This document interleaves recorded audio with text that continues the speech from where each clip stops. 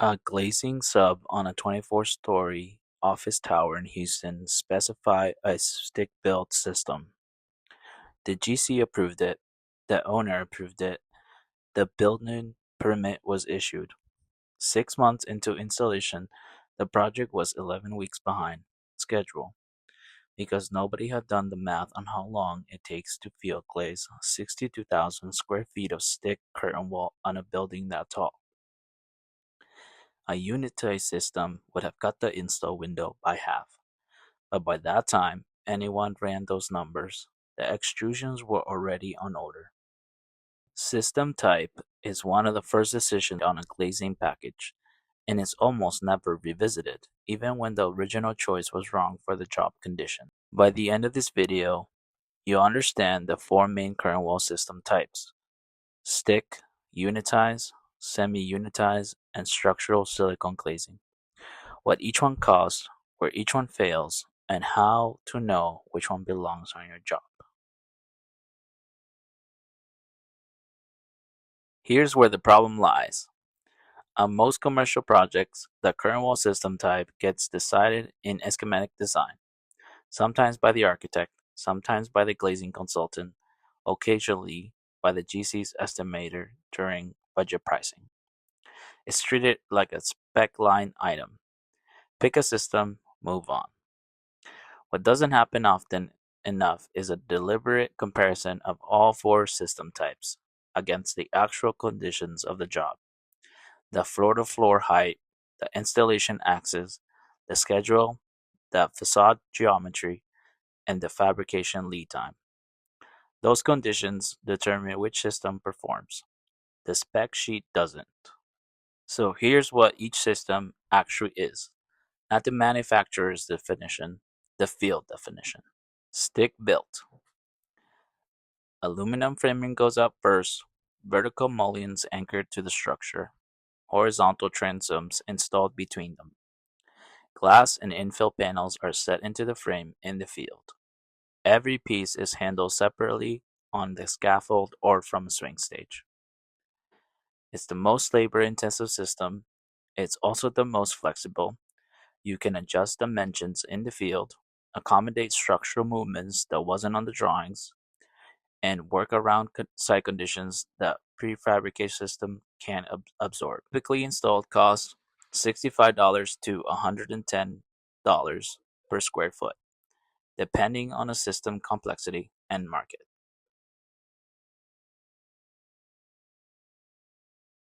Unitized. Panels arrive at the site pre-assembled and pre-glazed. One unit, typically one floor height by one bay width, gets lifted by crane, stacked on a unit below, and stacked into the stack joint. The crew is picking and placing panels, not building a frame from scratch.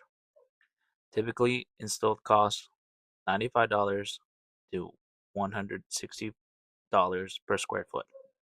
Fabrication lead time 16 to 24 weeks minimum from approved shop drawings.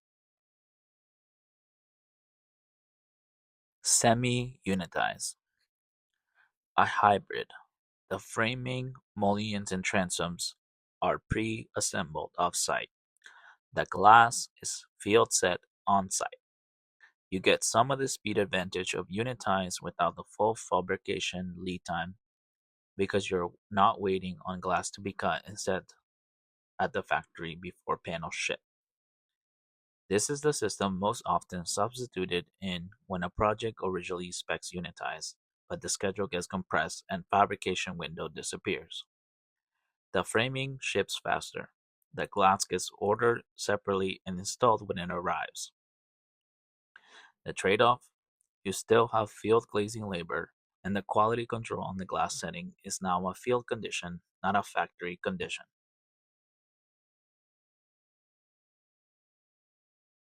Structural silicone glazing, or SSG. No mechanical capture on two or four sides of the glass.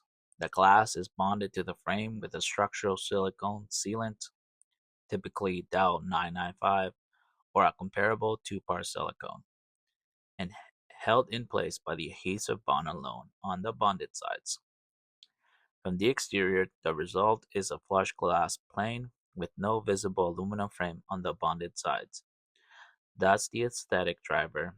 It's why architects specify it on high-end commercial facades. The engineering behind it is more complex than it looks. The silicone joint has to be sized to transfer the wind load from the glass to the frame. That calculation is done by the glazing engineer, reviewed by the structural engineer of record, and is non-negotiable before fabrication. And here's the field reality that doesn't make it to the architect spec. SSG panels cannot be replaced quickly. If a glass unit breaks or fails, you are removing bonded silicone under controlled conditions, not pulling a mechanically captured light out of a frame. On a 30-story building, that replacement takes longer and costs more than most owners expect when they select the system for aesthetics. The system selection conversation almost never happens the way it should, with someone who has actually installed all four systems sitting at the table. What usually happens is the glazing consultant picks a system based on the aesthetic the architect wants, and the glazing sub is handed a spec they didn't participate in writing. By the time the sub estimator runs the install labor, the system is locked. Here's what that looks like on a real job. The architect wants a flush glass plane, tight sidelines, minimal frame exposure. The glazing consultant writes SSG into the spec. The glazing sub bids it as SSG because that's what the spec says. What nobody flags during design is the building has a curved facade on the south elevation. A compound curve, not a simple radius. SSG panels don't accommodate field adjustment. The silicone bond is permanent once it cures. If a panel arrives from the factory and the dimension is off by 3 millimeters, because the structure still didn't land exactly on the survey points, you cannot shim it. You cannot adjust it in the field. You send it back.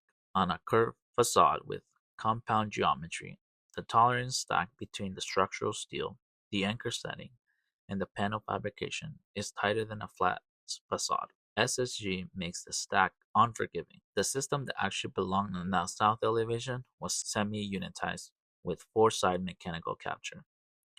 Field set glass that can be shimmed and adjusted to the steel as built condition.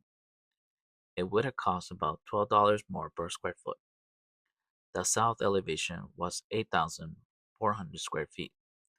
That's 100,800 in additional cost. The SSG panels that came back wrong radius, wrong dimension, cost $340,000 to remanufacture and reinstall, plus six weeks of schedule. The system type decision is a structural and logistical decision first. The aesthetics comes after. When those priorities get reversed, the project pays for it. Here's how to run the system selection conversation correctly before the spec is written. Step 1. Map the facade geometry before anything else. Flat, single radius, compound curve, or mixed. Flat and single radius can support any system. Compound curves narrow your options fast. If the geometry is complex, SSG goes to the bottom of the list until the tolerance analysis is done. Step 2. Pull the schedule and work backwards from the installation completion date. How many weeks do you have for fabrication lead time? Unitize needs 16 to 24 weeks minimum. If the approved shop drawing date plus 20 weeks lands after your weather type milestone, Unitize is off the table unless the schedule gets restructured.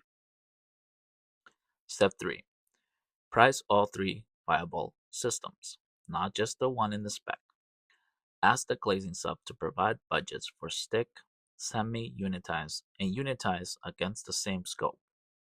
The cost delta between systems is almost always smaller than the cost of choosing wrong and discovering it during installation. Step 4.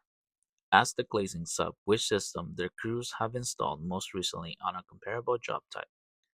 A crew that has run 200,000 square feet of stick in the last 3 years is faster on stick than a crew that almost runs unitized. Crew experience with the system matters as much as the system spec. Here's the thread running through all of this. System type decisions get made early and locked in fast, usually before the glazing sub is even under contract.